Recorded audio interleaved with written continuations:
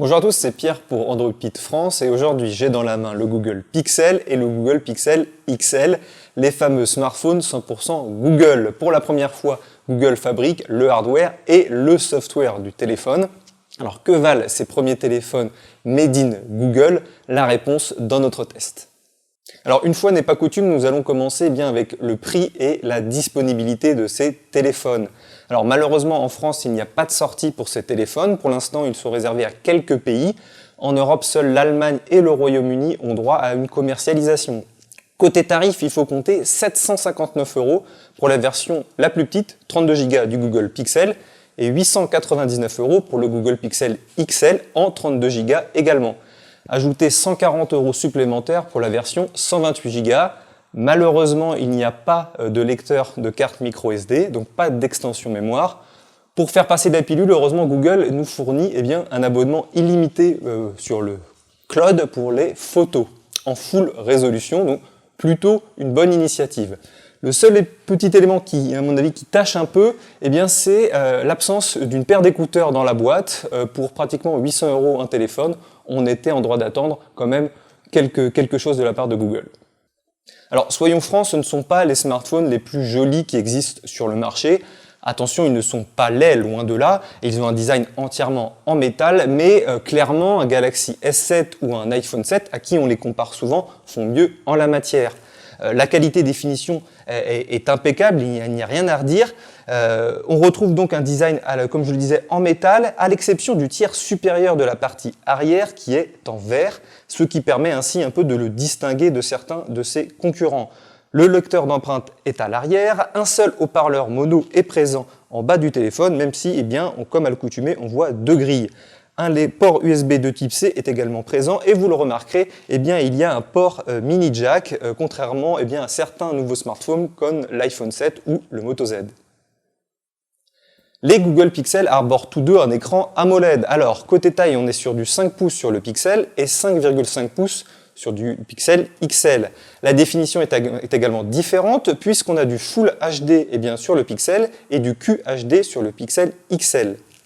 Les couleurs sont très bonnes, les caractères sont toujours facilement lisibles, on a affaire clairement à de très beaux écrans sur ces smartphones de cette fin d'année 2016.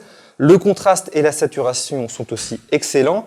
Je n'ai également rencontré aucun problème en extérieur à la lumière du soleil. Bref, l'écran AMOLED des deux pixels, c'est vraiment du très très haut niveau. La partie logicielle est clairement le meilleur atout de ces téléphones. On dispose d'Android Nougat en version 7. Donc la toute dernière version avec toutes les nouveautés qui vont avec, c'est-à-dire les raccourcis d'application, les mises à jour silencieuses. Vous bénéficiez également du fameux Pixel Launcher, très cher à Google, et bien évidemment de Google Assistant, la pièce centrale de ces pixels.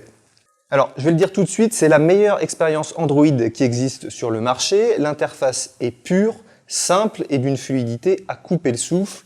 Vous ne souffrez également d'aucun bloatware puisque les seules applications préinstallées sont celles de Google. On retrouve notamment Google Duo et Google Halo. Comme je le disais, Google a eu aussi la bonne idée d'intégrer à sa façon ce que propose un peu Apple avec sa technologie Force Touch.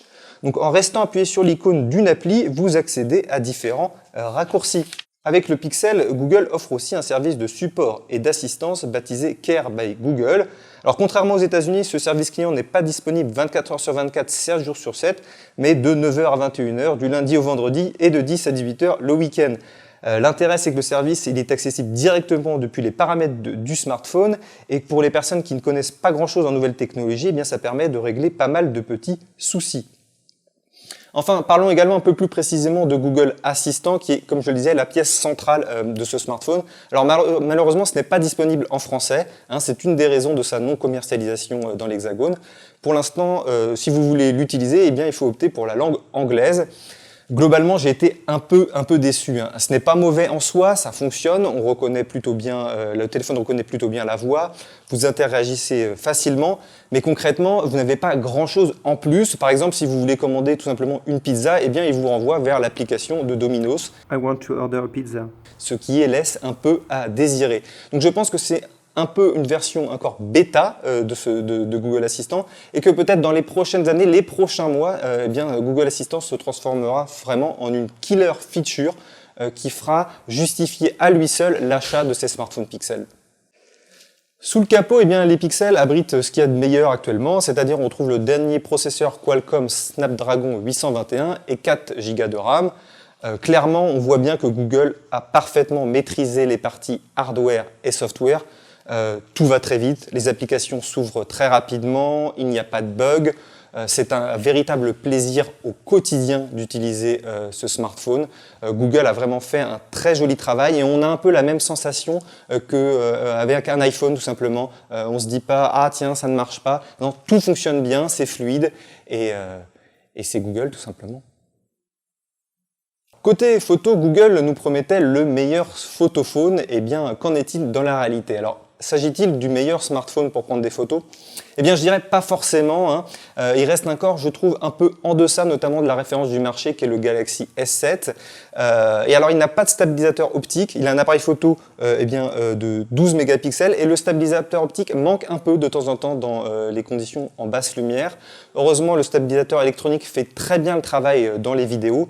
Mais globalement, vous avez un très très bon photophone. Il fait d'excellentes photos, les images sont riches, les détails sont également nets, mais on est un cran au-dessous d'un Galaxy S7. En matière d'autonomie, il ne faut pas vous attendre non plus à une révolution. Les téléphones ne sont pas mauvais, hein. On a une performance d'une journée, une journée et demie en utilisation intensive. L'avantage, c'est que vous bénéficiez de la recharge rapide sur les deux téléphones, donc comptez 1h30, 1h45 un peu pour recharger entièrement le téléphone. Il n'y a pas de recharge sans fil, malheureusement, mais c'est un peu le lot de beaucoup de smartphones à l'heure actuelle sur le marché.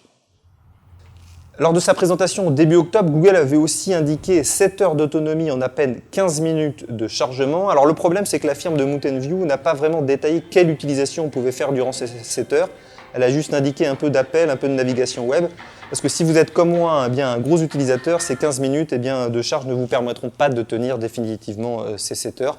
Mais encore une fois, ces Google Pixel et Pixel XL sont relativement bons en matière d'autonomie.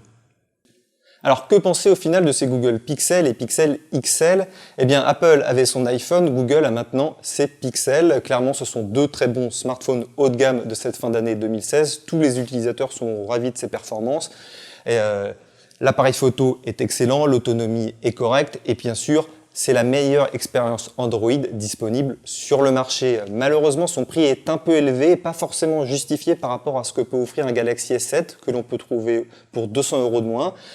Le design n'est pas forcément très original, mais c'est une première tentative de la part de Google et il faut la saluer. Clairement, si vous recherchez la meilleure expérience Android sur le marché, eh bien, les Google Pixel sont définitivement votre choix.